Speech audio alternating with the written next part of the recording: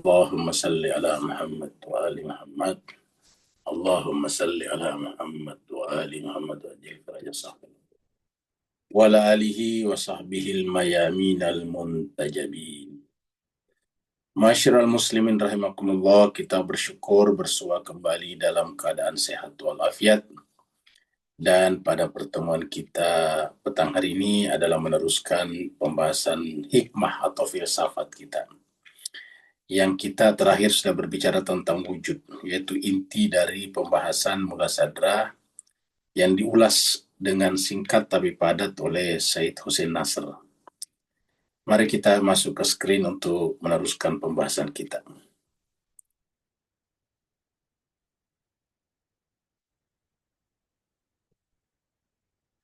Nah, terakhir sampai di sini tanggal 28 Juni sebelum kita cuti 2 pekan, ini tanggal 28 Juni ya.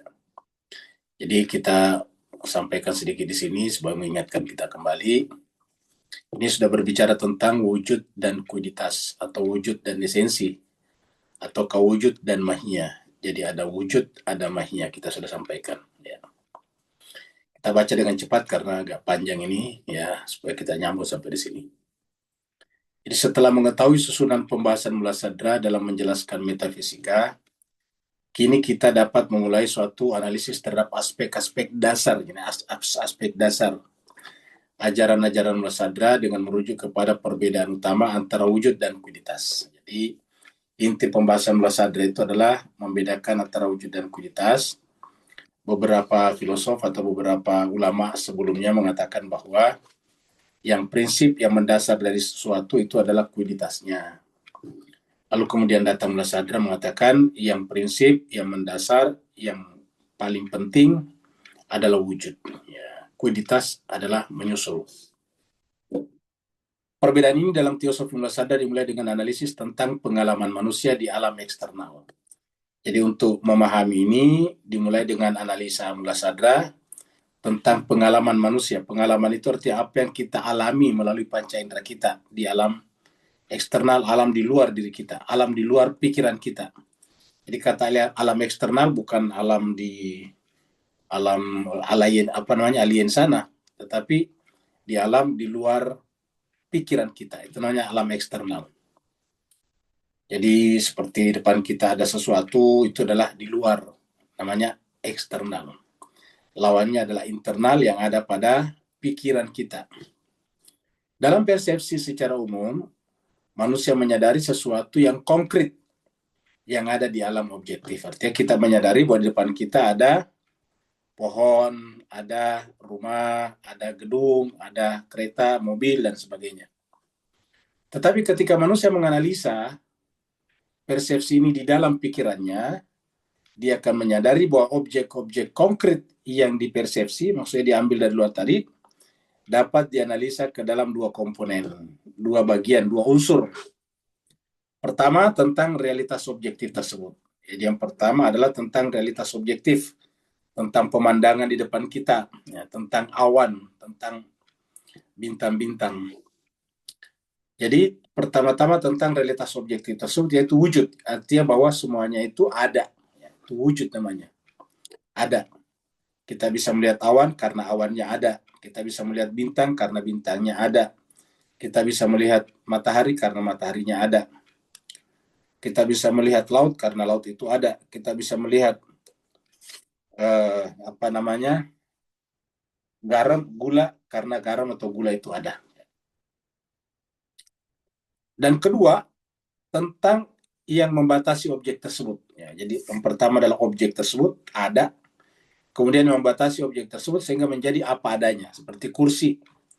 Ya, kita sebut semuanya itu ada, tetapi kursi beda dengan meja.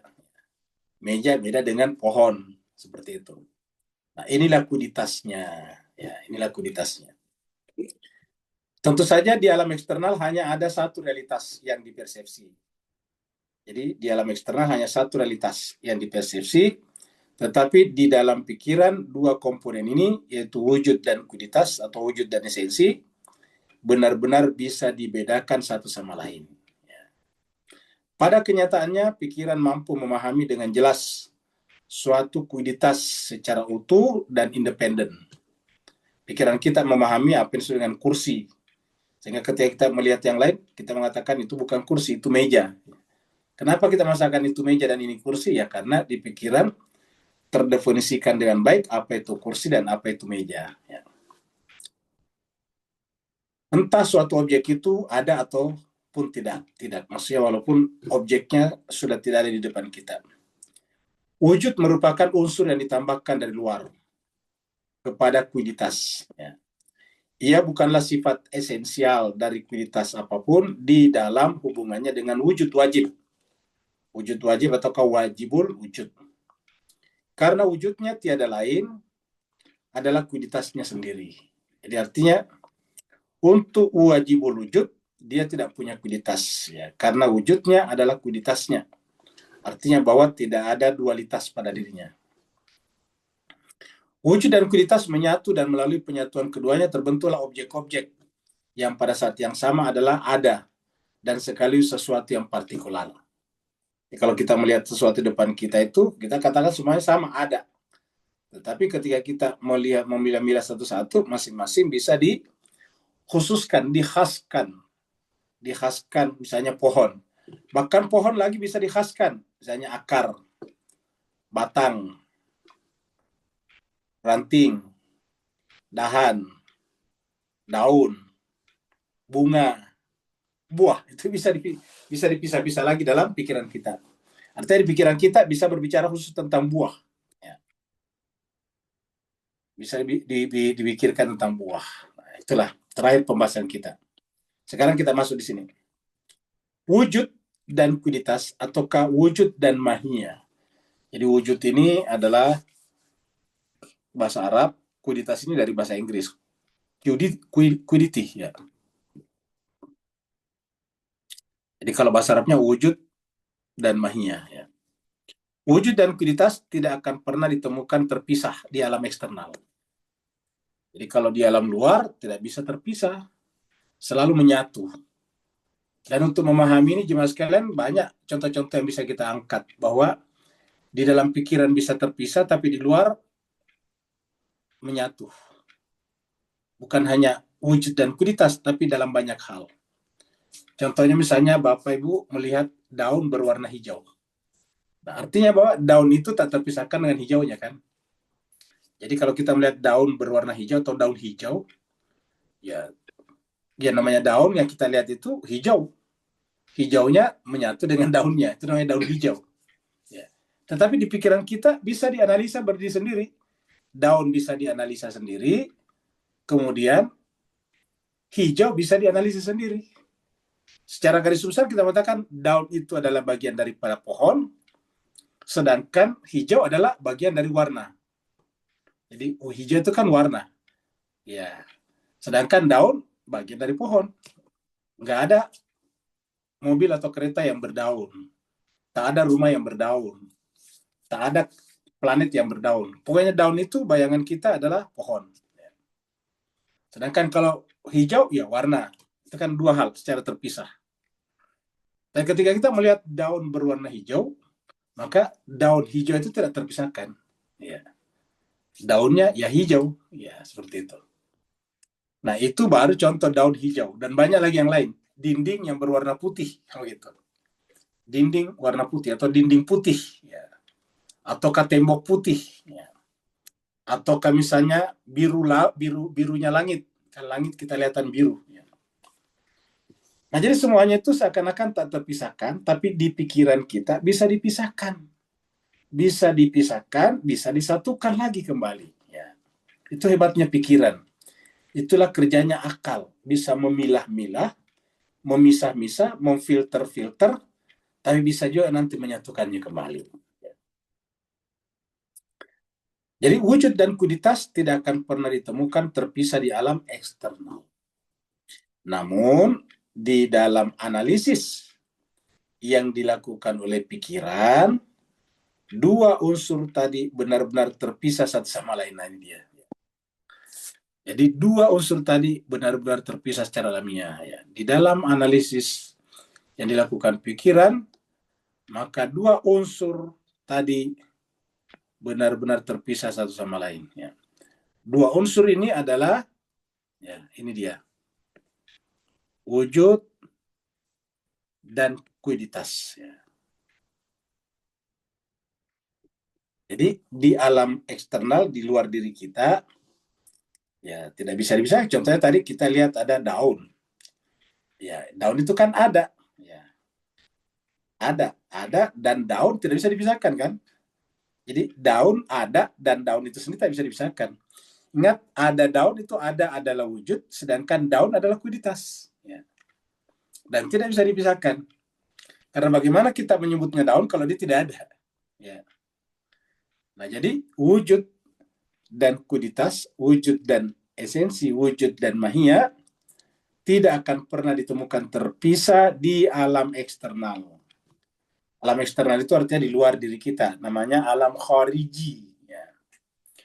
Jadi ada namanya alam khariji, ya. Ada namanya zihni, mental kita di dalam diri kita. Yang kadang juga disebut dengan dakhili, tapi lebih tepatnya dengan zihni. Ya. Jadi ada yang khariji itu di luar eksternal, dan namanya, ingat saya kata khariji, kharaja yakhruju, keluar, di luar. Namun di dalam analisis yang dilakukan oleh pikiran, dua unsur tadi benar-benar terpisah satu sama lain. Keduanya menyediakan kunci, keduanya menyediakan kunci yang dengannya pikiran manusia dapat memahami struktur realitas.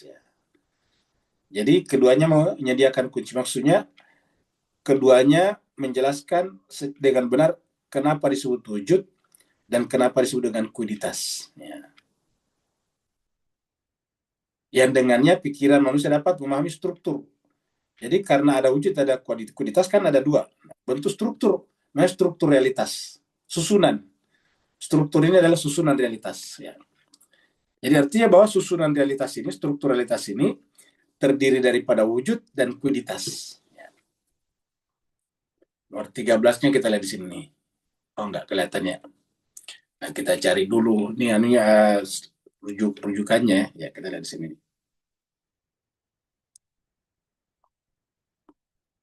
Kita lihat di sini, mana tadi?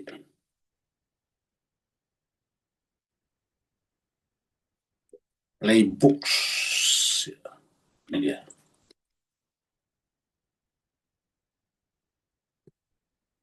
Nah, ini besar.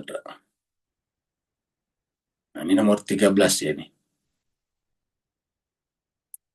Ya, guys. Diskusi tentang wujud dan mahiyat terlalu luas. Sehingga tidak ada diskusi dasar seperti diskusi ini yang dapat berlaku adil terhadapnya. Sebenarnya, lantaran pemahaman terhadap teosofi mula sadra, ingat teosofi itu artinya hikmah mula sadra, mengasumsikan sebuah pengetahuan terhadap filsafat Ibnu Sina mengenai masalah wujud dan mahiyah. Jadi dibahas juga dalam filsafat Ibnu Sina. Wujud dan mahiyah, wujud dan kuiditas. Karena itu kami juga mengharap pembaca untuk mengenal pembahasan-pembahasan yang pernah diberikan oleh filosof-filosof muslim periode awal agar mengerti pembahasan yang ada. Artinya kita tidak ada salahnya, bahkan dianjurkan di sini membaca juga karya-karya Ibnu Sina, Al-Farabi, Al-Kindi dan sebagainya. Ya. Syuhrawardi, terutama filosof-filosof yang mendahului Mulla Sadra. Nah, jadi itu yang kita lihat di sini. Nomor 13 tadi nih. Adalah tugas akal. Makanya kan dengan membahas ini Bapak Ibu sekalian, sangat kita rasakan betapa relevannya, betapa pentingnya, betapa substantifnya ketika Al-Quran mengatakan afala taqilun, kenapa kalian tidak menggunakan akal? Jadi sangat penting sekali menggunakan akal. Afala taqilun. Ya. Karena sini katakan adalah tugas akal. Al-aqlu. Al-aqlu kalau bekerja menjadi akala yakilu. Al-aql ini adalah isimnya, kata nama atau kata bendanya. Sedangkan fiilnya atau kata kerja adalah akala yakilu. Akala yakilu. Jadi menggunakan akal itu akal yaqilu, ya. Untuk menyatukan, jadi kita lihat dulu sini. Kita lihat, jadi akal ini atau aklun, ini adalah ada namanya isim, ini kata benda, ya, kata benda atau kata nama, ya. Nah, ini adalah dari mana? Ini adalah dari kata kerja, dari kata akala yaqilu. Akala yaqilu. Ini. Akala yaqilu. Akala yaqilu. Kalau akal itu kata benda, akal ini akala menggunakan akal. Jadi kita artikan terjemahnya menggunakan akal. Ya, kalau kita menggunakan bahasa mengakali kan gak enak. Bahasa kita itu kalau kata mengakali itu menipu, ya. Mengakali, ya, artinya menggunakan akal. Ini bentuk lampau, untuk past tense, ya. Dan kali ini adalah bentuk present tense, ya. Untuk present tense atau ke sekarang dan akan datang dan seterusnya.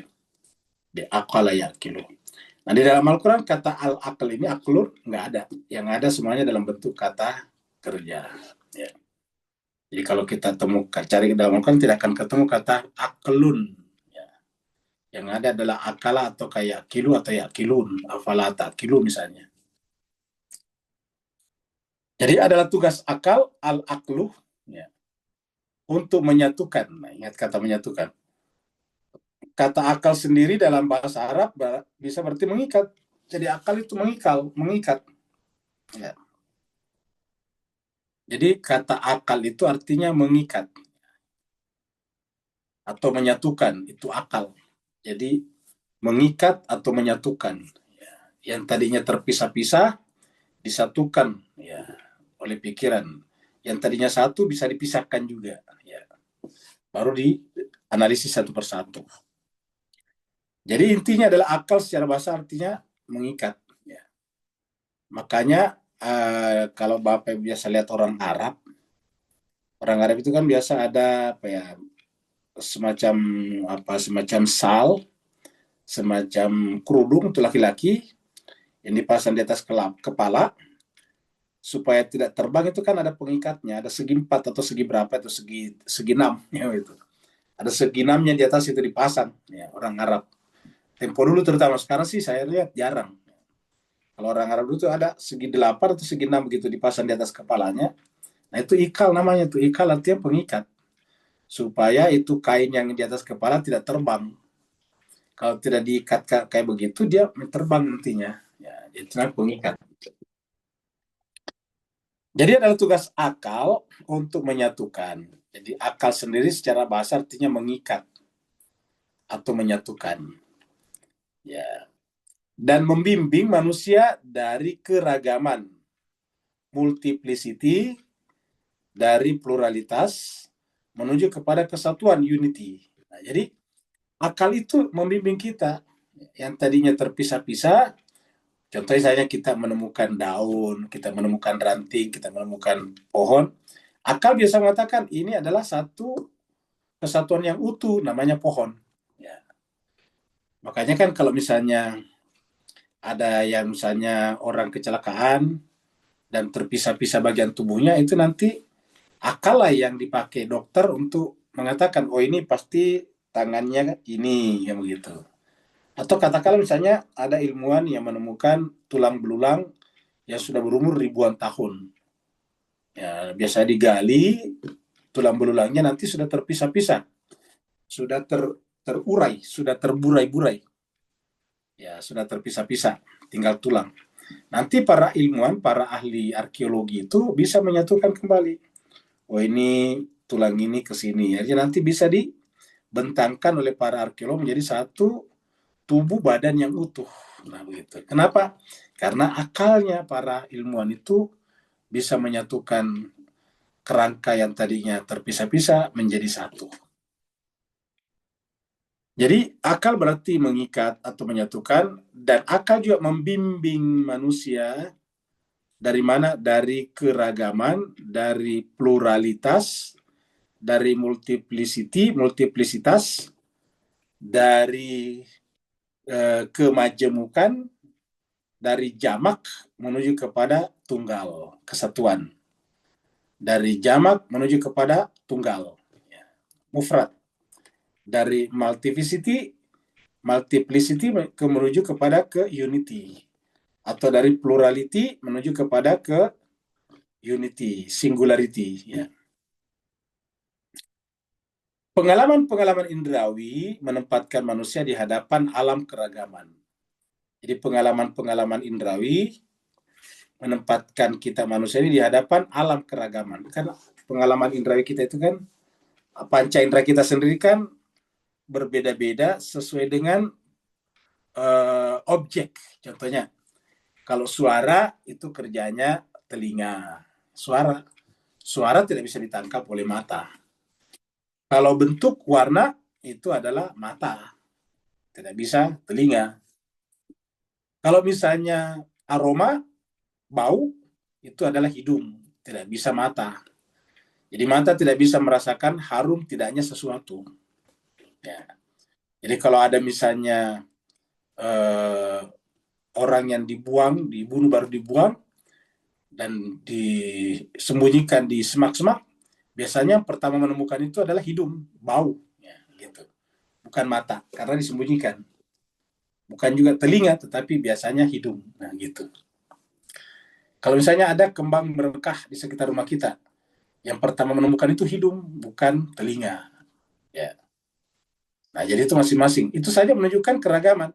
Menunjukkan ada warna, ada bentuk, ada aroma, ada suara. Ya, seperti itu. Nah, itu maka kemudian setiap panca indera punya fungsinya masing-masing, dan fungsi-fungsi itu berbeda-beda. Objek-objek fungsionalnya berbeda-beda. Ya.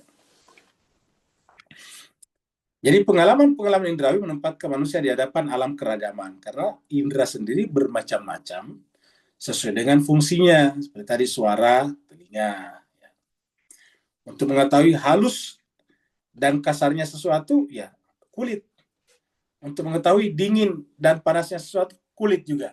Nah, temperatur. Jadi mengetahui temperatur itu adalah kulit. Kulit kita yang merasakan dingin atau tidak dingin, dingin atau panas. Ya.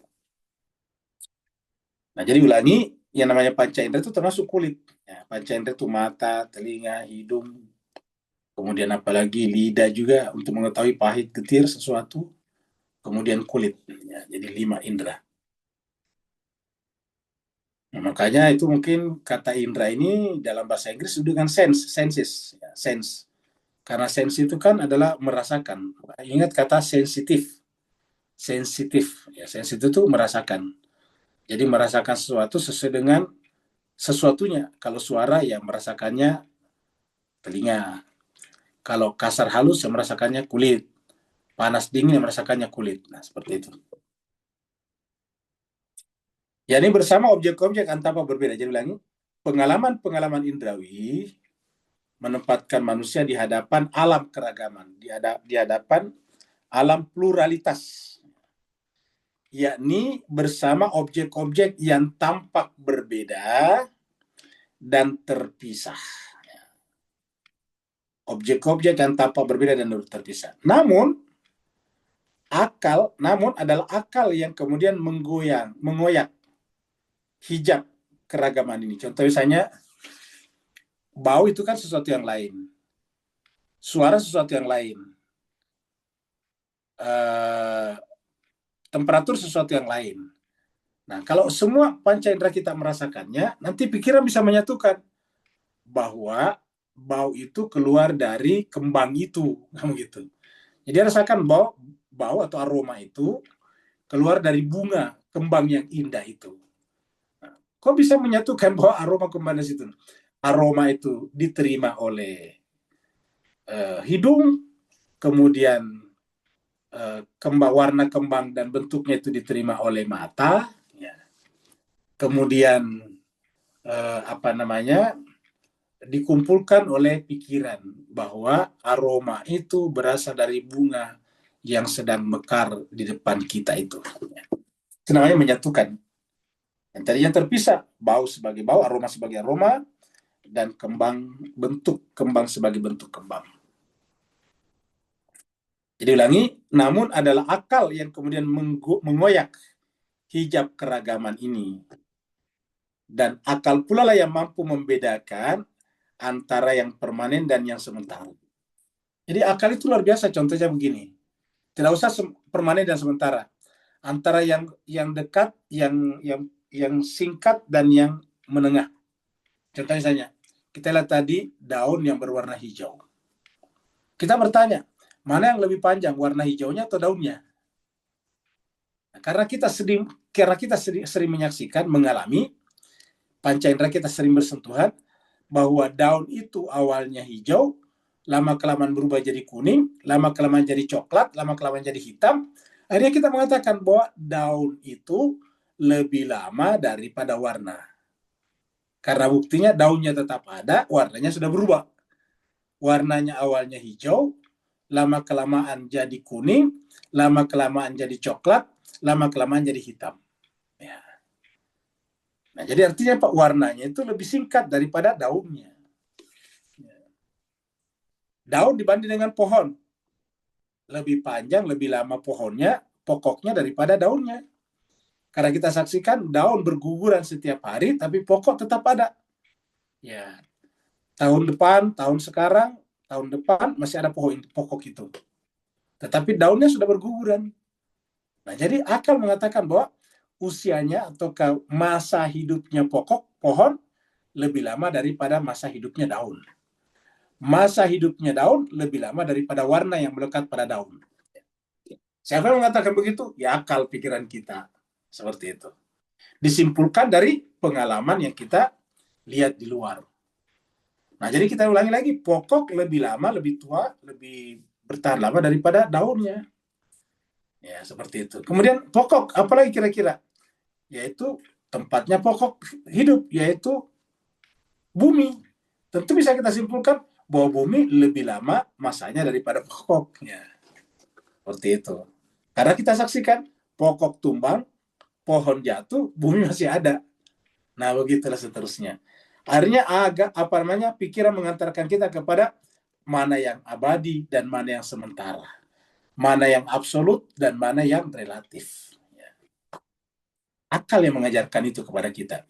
Inilah yang disebut dengan menggunakan akal. Afala ta'qilun. Jadi ulangi, namun adalah akal yang kemudian mengoyak hijab keragaman ini. Dan akal pula yang mampu membedakan antara yang permanen dan yang sementara. Permanen adalah yang absolut, sementara adalah relatif. Yang substansi dan yang aksiden. Yang mutlak dan yang relatif. Yang prinsip dan yang manifestasi. Yang satu dan yang banyak. Luar biasa. Dan melalui perbedaan ini, akal mengintegrasikan keragaman ke dalam kesatuan. Nah, makanya penting sekali orang berakal. Ya. Kayak kita katakan di sini, berdoa itu penting, tapi jauh lebih penting lagi daripada berakal. Ya. Jadi akal adalah, jadi kita sebutkan ini, adalah akal yang kemudian mengoyak hijab keragaman ini, dan akal pula lah yang mampu membedakan antara yang permanen dan yang sementara. Ya. Yang substansi dan yang aksiden, yang mutlak dan yang relatif, yang prinsip dan yang manifestasi, yang satu dan yang banyak, yang tunggal dan yang plural.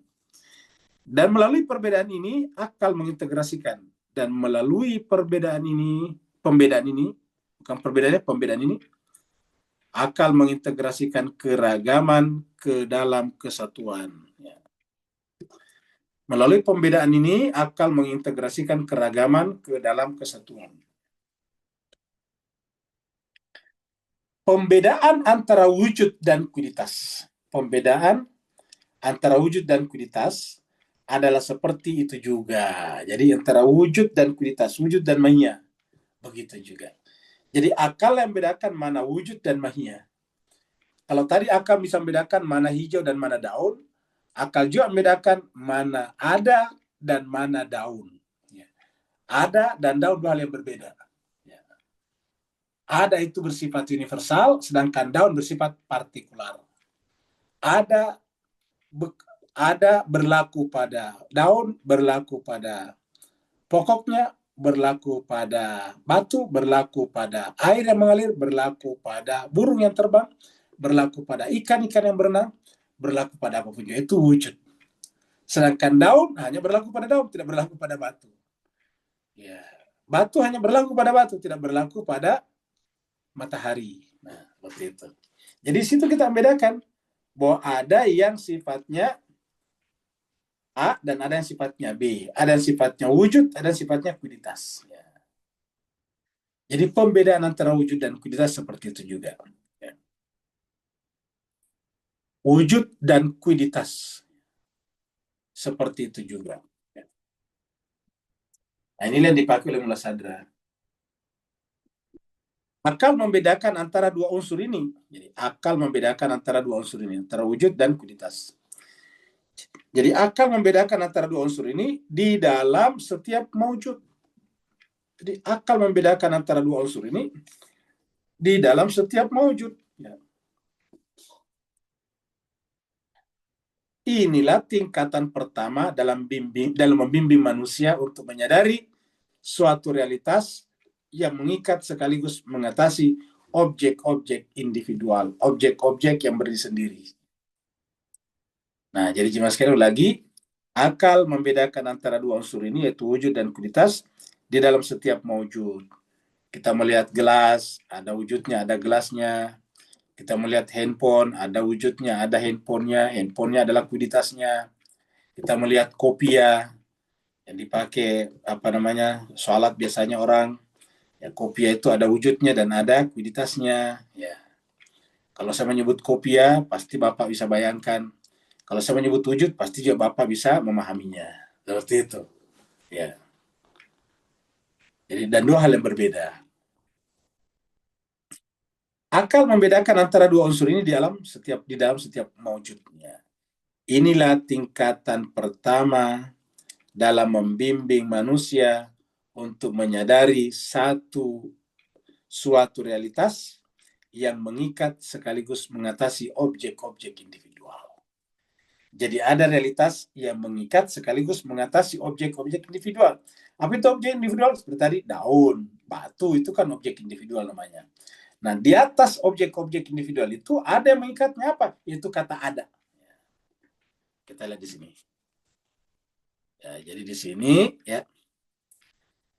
Inilah tingkatan pertama dalam membimbing manusia untuk menyadari suatu realitas yang mengikat sekaligus mengatasi objek-objek individual.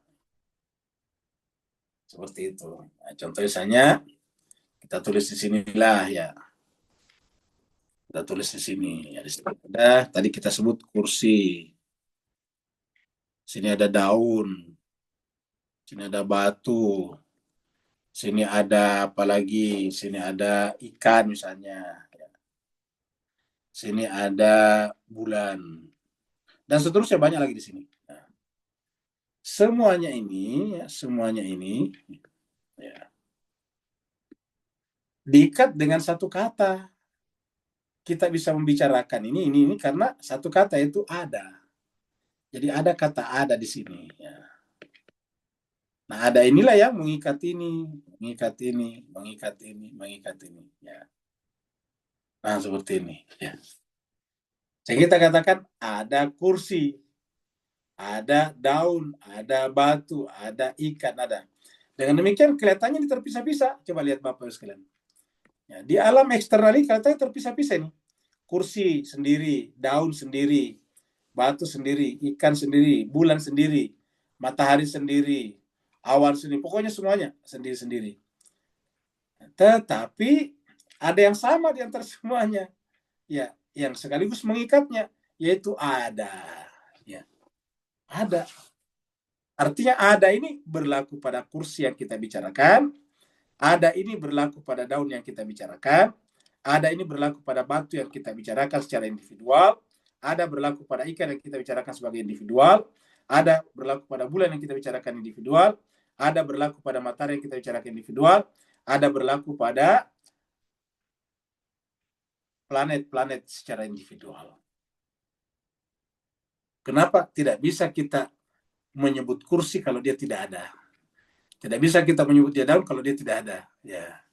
Jadi semuanya ini diikat oleh satu kata ada. Jadi kalau ini sebut sebagai kuiditas, ini adalah wujud. Nah, jadi kalau kita sebut ini sebagai kuiditas, ya.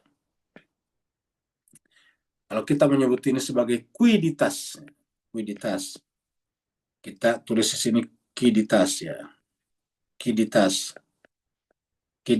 ya. Kuiditas ya. Sedangkan yang di atas ini disebut dengan wujud. Ini adalah wujud. Ya. Nah, jadi kita lihat antara wujud dan kuiditas tidak bisa berpisah di alam eksternal, ya, di luar. Ya. Kita bicarakan daun karena daun itu ada di depan kita. Kita bicara batu karena batu itu ada di depan kita. Kita bicara ikan karena ikan itu ada di depan kita. Kita bicara bulan karena bulan itu ada di atas kepala kita. Ya. Kita bicara kursi karena kursi ada sedang kita duduki. Nah, jadi semuanya ada kuiditas. Dan demikian wujud dan kuiditas tidak bisa berpisah.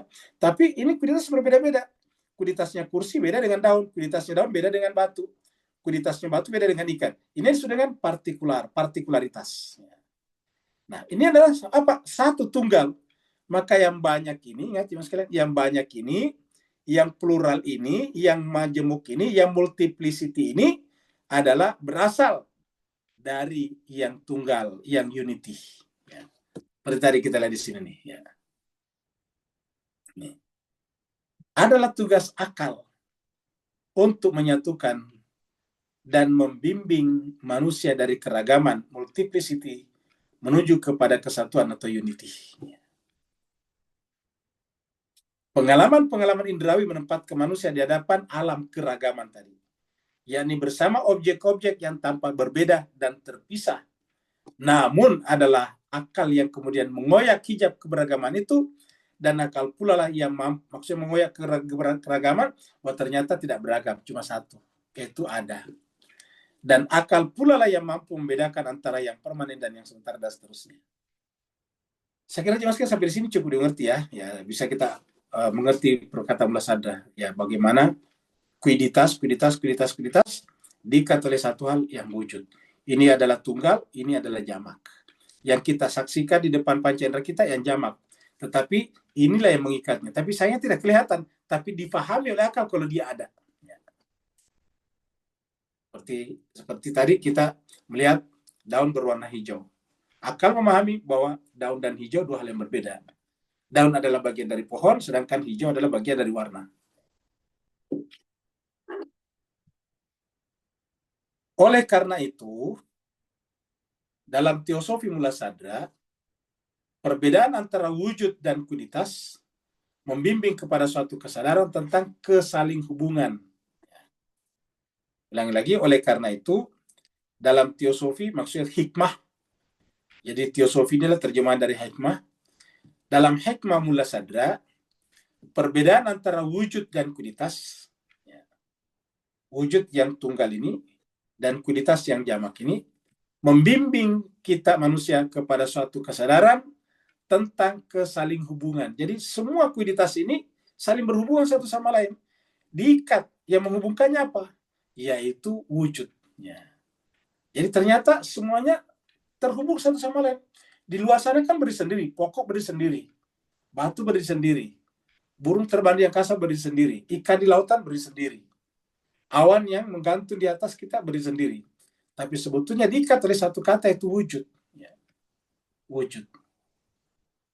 Kesaling hubungan ini disebut dengan interrelatedness. Ya.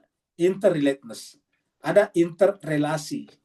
Relatedness itu keterhubungan. Saling terhubung, saling keterhubungan. Jadi kalau kita terjemahkan ini, interrelatedness, saling keterhubungan. Ya. Jadi inter antara semuanya ini ada relatedness, ada relatedness, ada relatedness.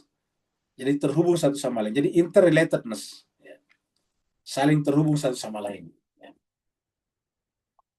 Nah, sebelum kita lanjut, kita renungkan dulu Pak sekalian.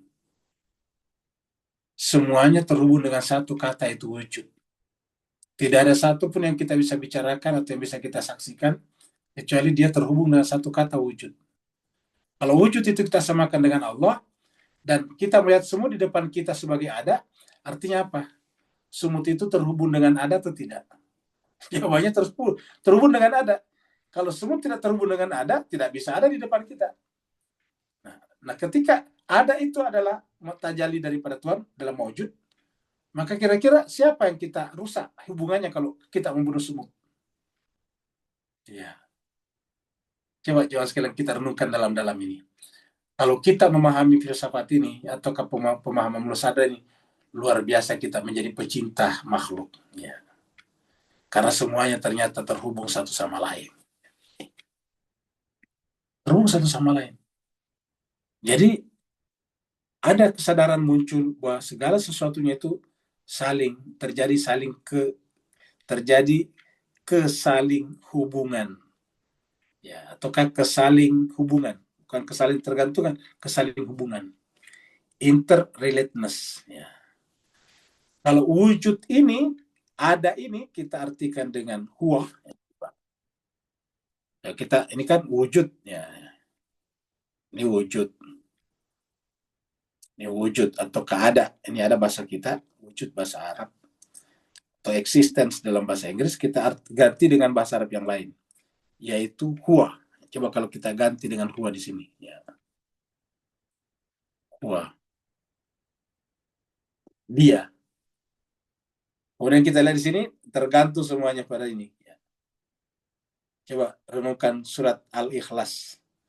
Qul huwallahu ahad, tunggal, huwa Allahu as-samad. Dia tempat bergantung semuanya ini.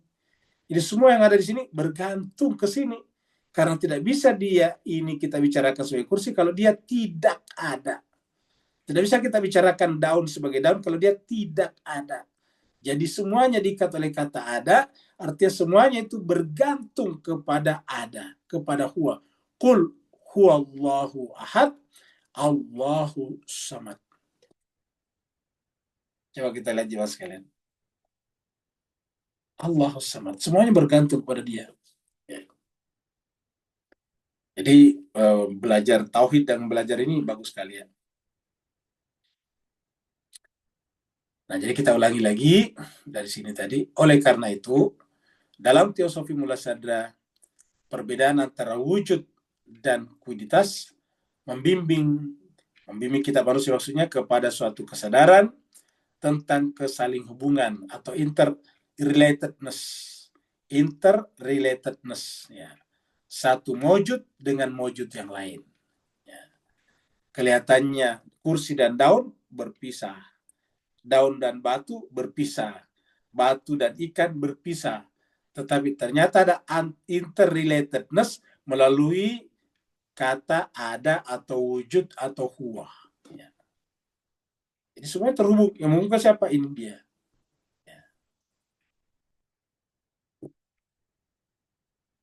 Ya. Satu wujud dengan wujud lainnya dan akhirnya pada pemahaman tentang gradasi, prinsipalitas, dan ketunggalan wujud. Jadi pada akhirnya membawa kesadaran kita tentang adanya gradasi. Ada yang prinsip, ada yang tidak prinsip. Prinsipalitas. Mana yang prinsip? Adanya ketunggalan wujud. Ya, bahwa semuanya satu. Jadi tiga hal penting ini. Gradasi, ya. Jadi ada gradasi ini. Kemudian ada prinsipalitas. Yang prinsip, yang mendasar. Kemudian ada yang tunggal. Ya. Tiga unsur ini. Gradasi, bergradasi ke bawah. Jadi ini dari atas ke bawah ini bergradasi karena seperti cahaya bergradasi ke sini. Ya. Kemudian yang kedua, prinsipalitas. Mana yang prinsip, ini atau ini? Tentu ini yang prinsip. Ya, karena ini tidak pernah tidak ada. Ini bisa hilang. Ya.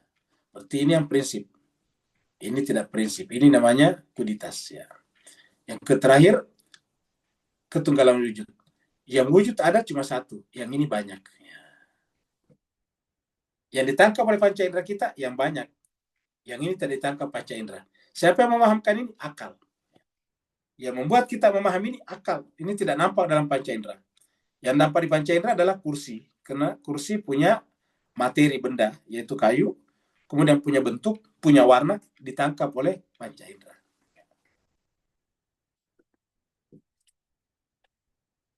Sebelum memasuki pembahasannya tentang metafisika, Mulla Sadra pertama-tama memperlihatkan bahwa wujud tidak dapat didefinisikan. Nah, jadi ingat, sebelum memasuki pembahasannya tentang metafisika, Mulla Sadra pertama-tama memperlihatkan bahwa wujud tidak dapat didefinisikan.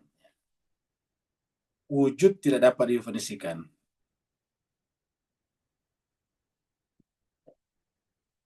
Wujud tidak dapat didefinisikan. Tidak dapat didefinisikan. Kenapa? Karena wujud itu tunggal, wujud itu tidak terbatas. Ya. Wujud itu tidak terbatas. Kalau didefinisikan berarti terbatas. Karena definisi artinya membatasi. Karena definisi artinya ada pembeda dengan yang lain. Wujud, definisi artinya harus ada spesiesnya, harus ada kelompoknya. Kelompok hewan baru dicari pembedanya apa, yaitu berakal. Maka manusia adalah kelompok hewan yang menggunakan akal. Ya. Nah, sedangkan Tuhan atau ada mau dimasukkan di mana? Kan cuma satu. Wujud cuma satu, tidak ada yang lain. Ya. Nah, dengan demikian tidak bisa didefinisikan. Jadi wujud tidak dapat didefinisikan. Karena ciri definisi itu pertama harus menyampaikan kelompoknya, baru kemudian membedakannya. Apa itu manusia? Manusia adalah hewan, karena kelompok hewan, bukan tumbuh-tumbuhan, bukan juga benda mati, masuk kategori hewan, karena dia bisa makan, minum. Apa perbedaannya dengan hewan yang lain? Berakal. Jadi manusia definisi adalah hewan yang berakal. Hewan adalah kelompok, selain hewan ada apa? Ada tumbuhan misalnya. Ada benda mati misalnya.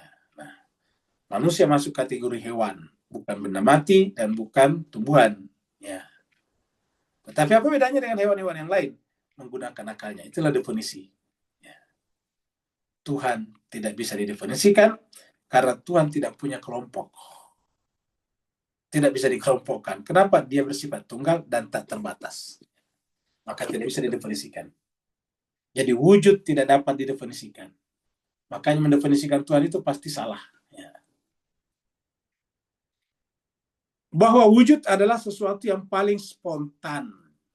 Spontan. Ya, kata spontan itu ya muncul otomatis ada.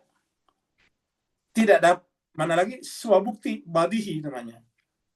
Artinya swabukti itu terbukti dengan sendirinya, self proven. Self proof itu namanya swabukti. Self evident. Self evident itu namanya swabukti. Dan dasar dari semua realitas yang juga dan juga konsep. Jadi dasar dari semua realitas dan juga konsep. Jadi wujud adalah bersifat spontan, paling spontan. Ya. Contoh misalnya, begitu kita melihat kursi, ya spontan di situ ada wujud, karena kalau enggak kursinya tidak muncul. Jadi spontan. Ya. Dan tidak perlu buktikan. Misalnya kita tanya, coba buktikan kalau kursi ada. Ya enggak perlu. Enggak perlu, karena begitu dia muncul ya membuktikan kalau dia ada. Jadi tidak perlu kita coba buktikan dia ada. Jadi begitu muncul kursi, dia namanya self-proven, terbukti dengan sendirinya bahwa kursi itu ada. Ya. Jadi tidak perlu dibuktikan. Ya. Tidak perlu masuk kategori dibuktikan. Dia namanya swabukti. Swa itu sendirinya bukti. Terbukti dengan sendirinya kalau dia ada. Kalau bahasa lainnya badihi. Badihi bisa diartikan dengan aksiomatik. Ya. Lawan daripada badihi adalah iktisabi. Ya. Jadi lawannya badihi adalah iktisabi. Dan dasar dari semua realitas dan juga konsep. Ya. Dia mendiskusikan masalah ini di bawah judul. Maksudnya dia di sini Mulla Sadra. Mulla Sadra ini dia Mulla Sadra mendiskusikan masalah ini di bawah wujud al-badahat al-wujud. Badahat itu dari kata badihi, yaitu keswabuktian wujud. Spontanitas wujud. Swabukti daripada wujud. Jadi dia punya judul sendiri namanya al-badahat al-wujud. Atau disambung al-badahatil wujud. Ya. al-badahatul wujud. Ya, ke swabuktian daripada wujud. Spontan atau swabukti wujud. Segala sesuatu diketahui hanya melalui wujud. Ingat, segala sesuatu diketahui melalui wujud. Artinya kita tidak bisa tahu kursi kalau dia tidak ada sebelumnya. Jadi kursi kita tahu melalui wujud. Daun kita tahu melalui wujud. Batu kita tahu melalui wujud. Ikan kita tahu melalui wujud. Bulan kita tahu melalui wujud. Dan seterusnya kita tahu melalui wujud. Karena semuanya tidak bisa kita bicarakan, tidak bisa kita tangkap dalam panca indera kalau dia tidak ada. Jadi kursi di depan kita adalah suatu bukti kalau dia ada.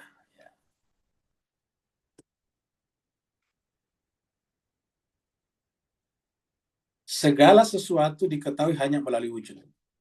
Karenanya wujud tidak memiliki definisi, tidak memiliki tarif, tidak memiliki tarif, tidak memiliki tarif dalam pengertian apapun, dalam pengertian apapun. Ya, tahu di sini Mas kalian, di sini dulu ada buku logika, ya, logika nggak tahu masih ada tak itu ya. Pernah dulu kita cari di sini logika, logika.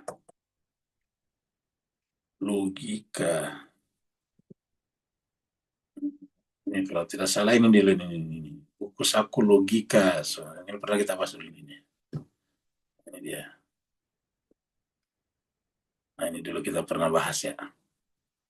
Nah, di sini ada definisinya tentang definisi mana nih? Dalil, logika formal, silogisme, dialektik, retorika. Kalau tidak salah di sini nih. Ya, mana tadi? Ini ada di sini khusus untuk mu'arif kalau tidak salah mu'arif halaman 45 ya. Konsep universal, konsep ini arati dan sebagainya. Di sini juga ada kata konsep dan ekstensi. Kemudian di sini ada kalau tidak salah ini mu'arif ini. Ya, mu'arif. Kita coba lihat 45 halaman 45 ya. 45 ya.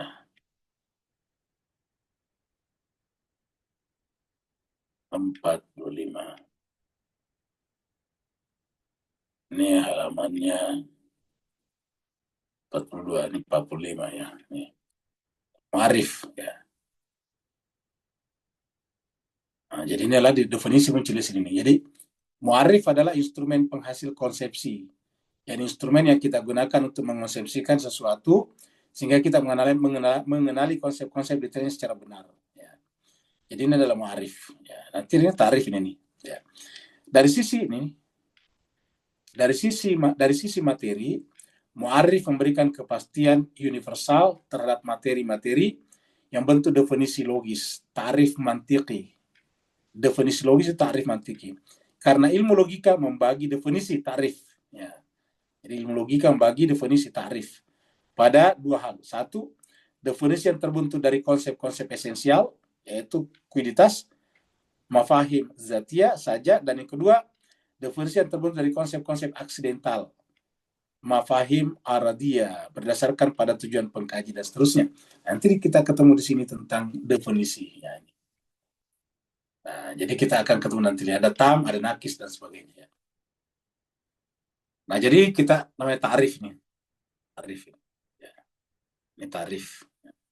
Ini juga ada tarif ini. Ya. Jadi Bapak sekalian kalau ingin mendalami ini bisa baca buku ini tadi. Ya, bisa buku ini. Ya. Buku logika. Ini buku sak logika bagus ini. Ya. Ditulis oleh Pak Saidar Bagir ini. Ya.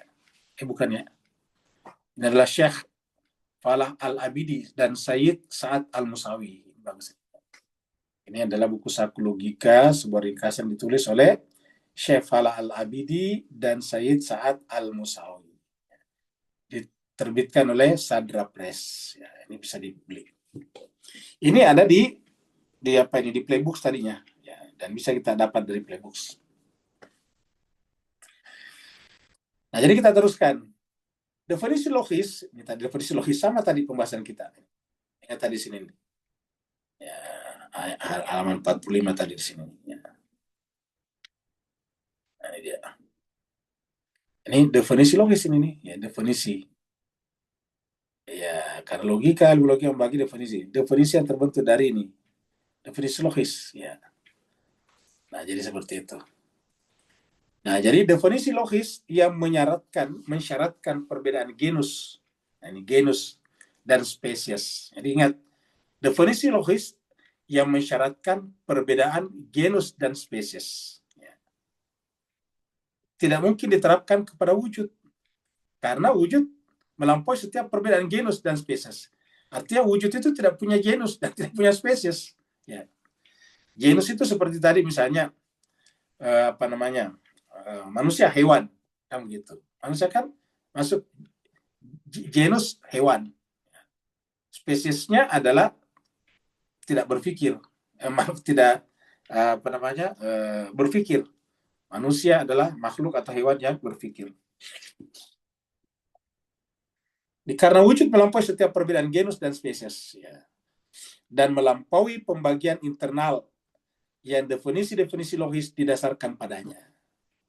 Kita gini, kalau kita definisikan wujud, ya, kan berarti bahwa ada yang lebih tinggi dari wujud, yaitu definisi. Benar nggak? Ya. Definisi lebih tinggi dari wujud. Dan itu tidak mungkin. Ya. Dengan demikian definisi itu adalah bagian dari wujud. Definisi sendiri disebut ada definisinya. Dia dilingkupi oleh wujud. Kalau kita katakan definisi lebih tinggi dari wujud, berarti wujud bagian sub daripada definisi. Ya. Dan itu tidak mungkin. Jadi ulangi lagi, konsep wujud adalah konsep yang paling jelas dan primer dalam pikiran.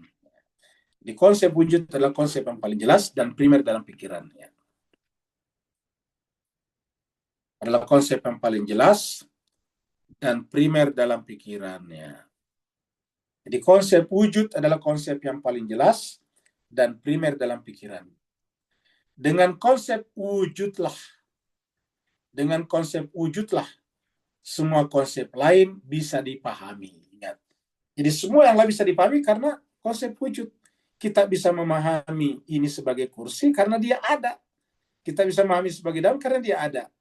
Jadi semua konsep-konsep yang kuiditas ini, yang di bawah ini, kita bisa pahami karena ada. Ya, jadi seperti itu. Jadi ulangi lagi, dengan demikian pula realitas wujud merupakan pengalaman. Kita ulangi dari sini. Konsep wujud adalah konsep yang paling jelas dan primer dalam pikiran. Dengan konsep wujudlah semua konsep lain bisa dipahami. Jadi dengan konsep wujudlah semua konsep lain bisa difahami. Ya.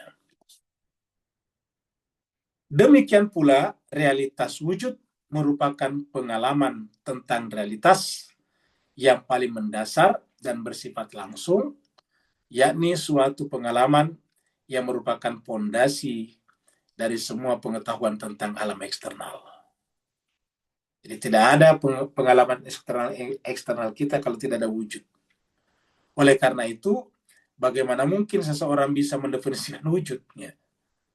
Sedangkan wujud meliputi semuanya.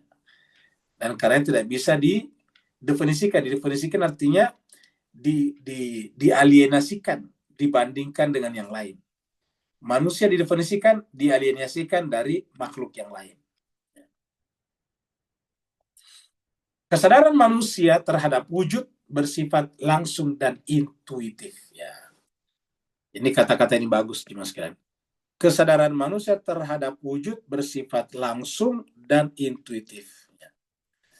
Apa artinya langsung? Ya, tidak ada. Intuitif, dia muncul secara ilhami. Intuitif itu ilhami. Dia muncul, tidak disampaikan oleh siapapun juga. Tidak pernah kita diajarkan oleh orang tua kita, oleh guru kita, kalau ada jam di depan kalian, Anda mengatakan itu ada jam, nggak ada. Dia langsung tuju aja, itu namanya jam, itu namanya pulpen, itu namanya buku, itu namanya komputer, itu namanya papan tulis, cuma begitu aja. Ya. Jadi cuma begitu caranya guru mengajar. Ya. Jadi ulangi, kesadaran manusia terhadap wujud bersifat langsung dan intuitif. Dan karenanya tidak pernah tidak ada. Dan karena tidak pernah tidak ada, tidak perlu dipahami karena sudah terpahami secara langsung dan intuitif. Dia sudah terpahami, artinya tidak perlu ada usaha memahaminya. Kalau yang namanya leka, kita berusaha memahaminya. Apa yang disebut dengan Pitagoras, kamu gitu? Apa hukum Pitagoras? Ya. Apa yang disebut dengan piramida? Kita bayangkan apa itu piramida. Tapi kalau yang namanya ada, tidak perlu. Ya. Manusia terbenam atau immerse di dalam wujud. Jadi manusia terbenam di dalam wujud. Bukan hanya manusia, semuanya terbenam di dalam wujud dan ia dapat mencapai kesadaran tentangnya secara langsung. Yakni pengalaman yang tidak ada satupun analisis mental yang dapat mencapainya. Waduh, bagus sekali ini. Jadi jemaah sekalian, ya, manusia terbenam atau immerse di dalam wujud dan ia dapat mencapai kesadaran tentangnya secara langsung, yakni pengalaman yang tidak ada satupun analisis mental yang dapat mencapainya. Baik alam mental, dan tidak ada analisis mental yang dapat mencapainya. Karena mental sendiri tercakupi, terselimuti, terliputi oleh ada. Ini yang disebut dengan muhaitun ala kulli syai'in qadir, meliputi segala sesuatu. Muhait, meliputi. Baik alam mental atau alam subjektif maupun alam eksternal atau alam objektif. Jadi alam mental maksudnya alam subjektif, alam eksternal itu alam objektif, semuanya terlingkupi oleh dan tenggelam di dalam samudra wujud Bing. Sehingga alam-alam tersebut tidak dapat melingkupi dan memahaminya. Wujud di dalam hakikatnya, jadi wujud di dalam hakikatnya bukanlah sebuah objek eksternal pada tataran fisik yang dapat dipersepsi, bukan pula sebuah konsep yang terbatas dan terikat di dalam pikiran yang bisa didefinisikan secara logis.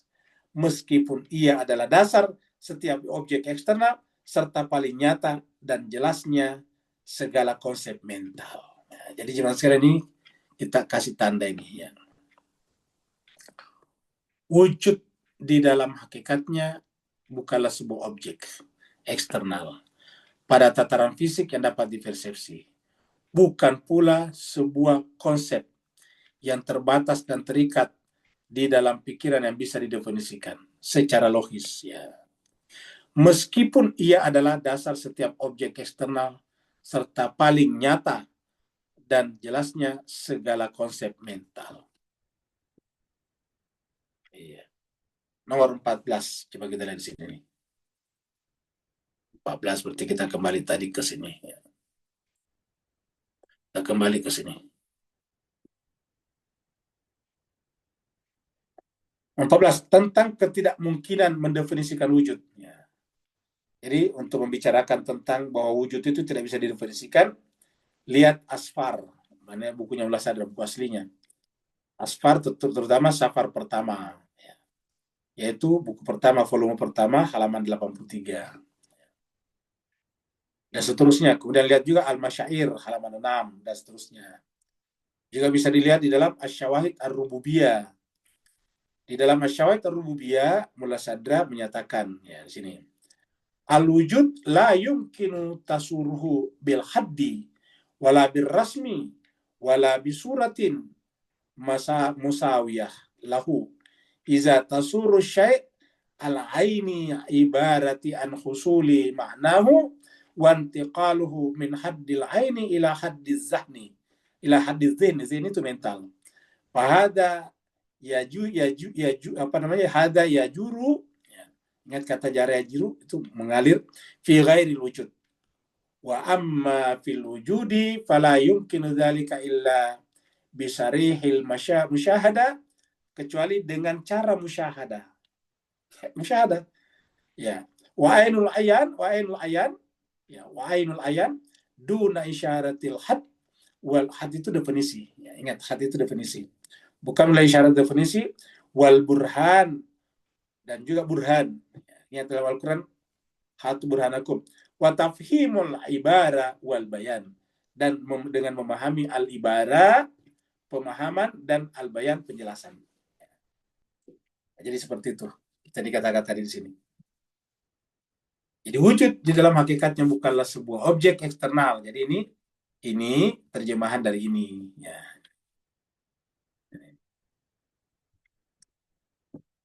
Jadi seperti itulah Mas sekali. Jadi saya kira pertemuan kita hari ini sampai di sini ya, tanggal 19 ya.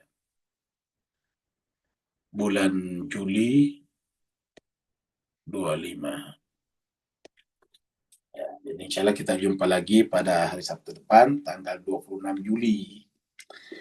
Mohon maaf atas segala kekurangan. Yang mau bertanya, dipersilakan. Waalaikumsalam. Waalaikumsalam warahmatullahi wabarakatuh. Silakan Pak Nur.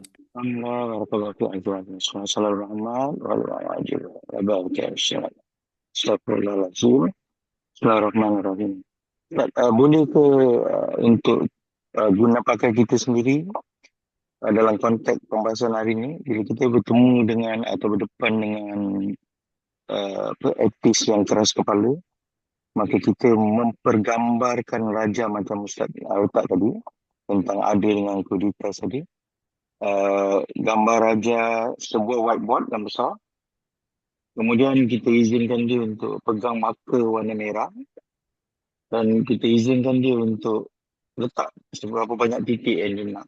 Dan ini titik-titik yang boleh dipadam sehingga akhirnya yang masih kekal abadi adalah whiteboard tadi. Bahawa dalam konteks pembahasan macam ini boleh kita guna pakai juga untuk dalam urusan-urusan lain. How come one red dot problem buat kita terlupa kepada rahmatan alamin yang sebesar whiteboard tadi, ataupun pandangan satu mazhab atau pemikiran yang kononnya berdalil ataupun menggunakan apa tu kekuatan hujah, tapi itu masih bersifat the red dot dan bukan the whole whiteboard tadi. Barakallahu fi afwan semua. Baik, terima kasih Pak Nur. Jadi perumpamaan Pak Nur ini bagus juga. Whiteboard, the whole whiteboard ya. Jadi bisa kita artikan ada ini sebagai whiteboard. Yang semuanya ini ditulis di whiteboard itu. Nah pertanyaannya sekarang, kalau ada tulisan di whiteboard, mana yang prinsipil? Tulisannya atau whiteboardnya? Kira-kira gitulah. Jadi kalau kita ada whiteboard, papan tulis lah, ada papan tulis, lalu kemudian kita menuliskan sesuatu di papan tulis, pertanyaannya mana yang lebih utama, lebih prinsip, lebih fundamental, tulisannya atau whiteboardnya? Tentu semua orang menjawab yang lebih prinsip adalah whiteboardnya. Kenapa? Karena satu, yang namanya tulisan di whiteboard bisa dihapus. Whiteboardnya tidak bisa dihapus. Yang kedua, kalau tidak ada whiteboard, tidak ada tulisan. Benar nggak jelas sekalian? Saya tidak ada whiteboard, kan tidak ada bisa nulis, tidak ada tulisan. Nah, jadi dengan demikian ini bagus perumpamannya. Jadi perumpamaan antara wujud ada dan kuditas adalah ibarat whiteboard dan tulisan-tulisan yang ada padanya. Jadi whiteboard itulah yang lebih prinsipil, yang lebih utama. Kenapa? Karena dia mesti ada, it is a must. Kalau tidak ada whiteboard, tidak ada tulisan. Tetapi tulisan tidak ada, whiteboard tetap ada. Tulisan yang dituliskan di whiteboard bisa dihapus. Tulisan bisa kita baca, misalnya ini kursi, karena ada whiteboard. Kursi, tulisan kursi menjadi tidak ada kalau tidak ada whiteboard. Benar, ini bagus. Jadi kata-kata whiteboard ini bagus. Nah, tinggal kita berbicara tentang whiteboard yang sesungguhnya. The universal of whiteboard atau whiteboard universal, atau istilahnya Pak Nur tadi adalah the whole whiteboard. Whiteboard yang mencakup segala-galanya. Dan whiteboard yang mencakup segala-galanya itulah ada. Ya, itulah ada. Seperti saya kira bagus ini perumpamannya. Terima kasih banyak Pak Nur berikan perumpamaan tentang the whole whiteboard. Ada lagi yang lain? Ada di chatroom ya.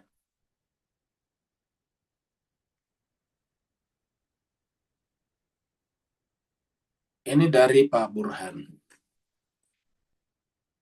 Pembahasan mulasabda yang membentangkan serta mendefinisikan wujud dan kuditas, esensi atau mahiyah dalam diri manusia yang dapat mengkonsepsi secara eksternal dan internal. Saya kira bagus ini.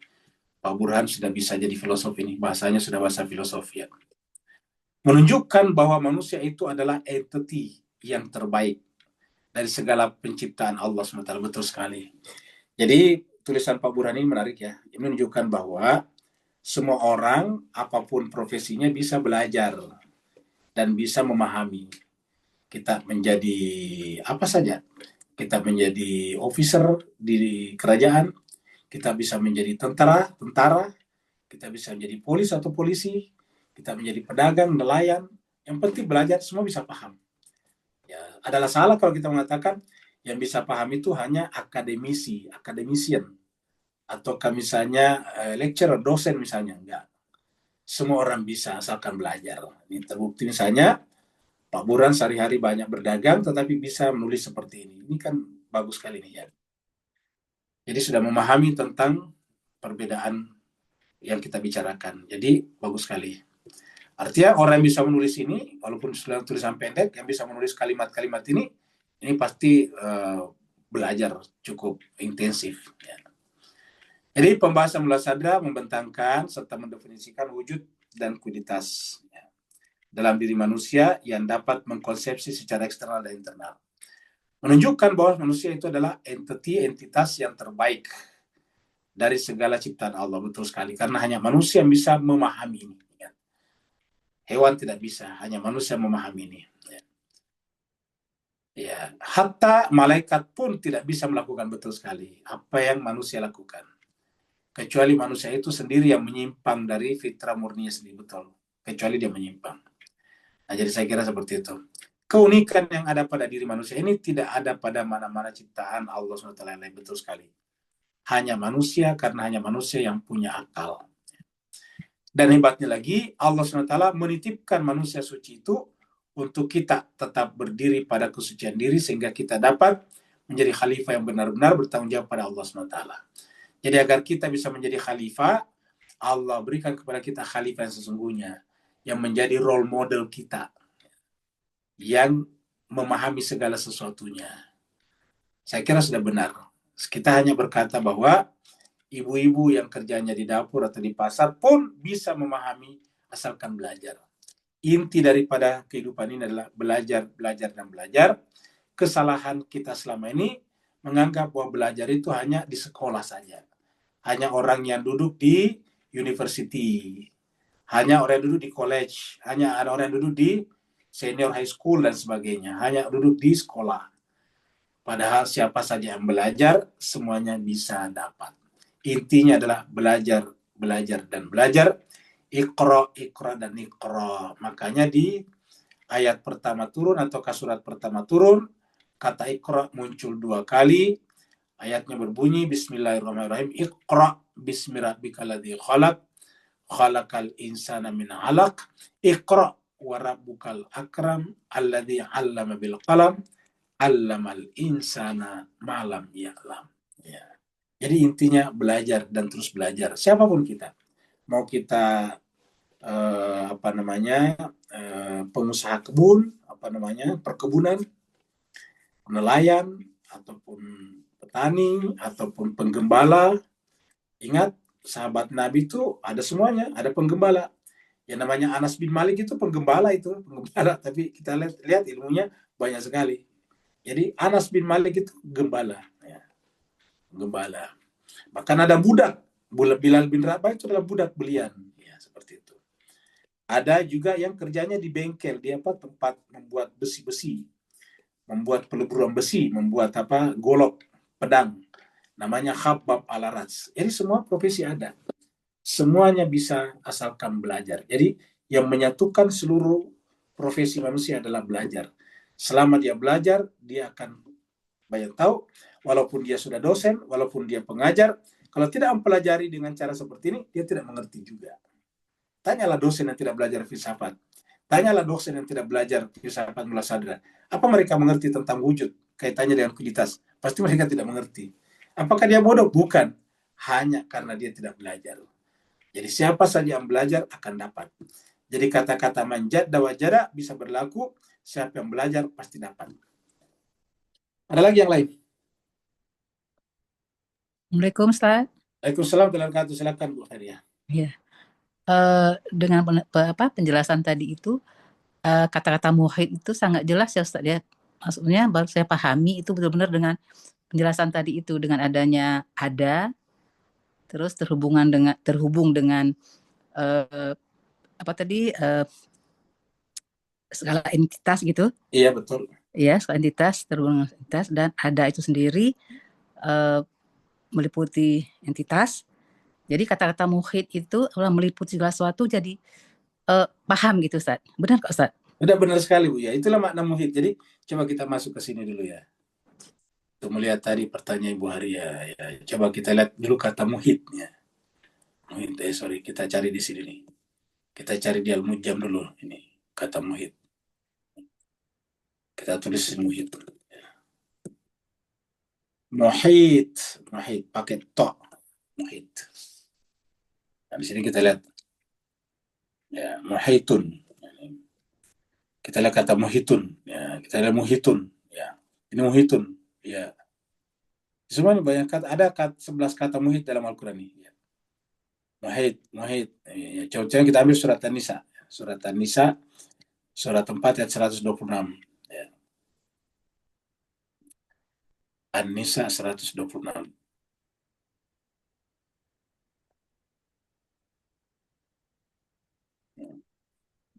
Allah berfirman, walillahi, dan kepunyaan Allah lah, ma fis samawati, apa saja yang ada di langit. Ingat, apa saja yang ada di langit. Ini langit betul jamak ini. Termasuk malaikat, jin-jin dan sebagainya. Termasuk apa? Roh, cahaya.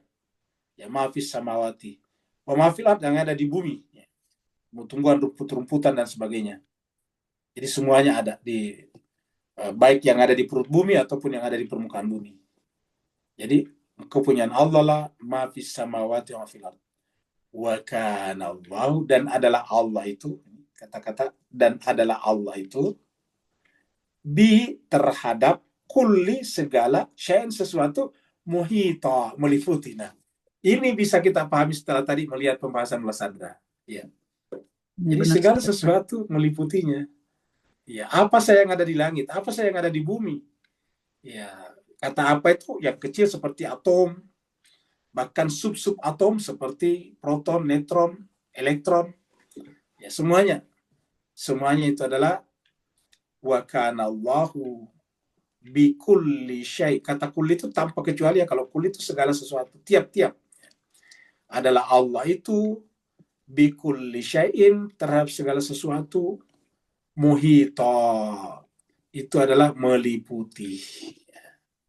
Kalau kita uraikan dengan bahasa Arab ini, ya, ini kita hilangkan kananya dulu. Allahu bi kulli syai'in muhit. Bi kulli syai'in muhit. Jadi Allah itu ini adalah mubtada, kemudian bi kulli syai'in, kepada sesuatu, itu adalah khabarnya, muhita khabarnya, lalu kemudian ini masuk kana, maka ini menjadi isim kana, ini namanya khabar kana, jadi muhita. Ya. Jadi ini menjadi apa namanya, menjadi isim kana namanya. Jadi adalah Allah itu, pernyataan yang tegas adalah Allah itu terhadap segala sesuatu, semua entitas, kalau istilah tadi Bukhari, ya, terhadap semua entitas, setiap entitas, muhita, meliputinya. Tidak ada satu pun yang luput. Nah, kita memahami ayat ini setelah melihat tadi pembahasan Mulasabra. Ada lagi yang lain? Kasih Ustaz, Ya, insyaallah. Kalau tidak ada, kita akhiri sampai di sini. Terima kasih banyak atas perhatian Bapak Ibu sekalian. Mohon maaf atas segala kekurangan. Walafu minkum. Wassalamualaikum warahmatullahi wabarakatuh. Sampai berjumpa ntar setelah jam 7.30 untuk pelajaran Irfan. Waalaikumsalam warahmatullahi wabarakatuh. Syukran, Ustaz. Assalamualaikum warahmatullahi wabarakatuh. Syukran, Ustaz.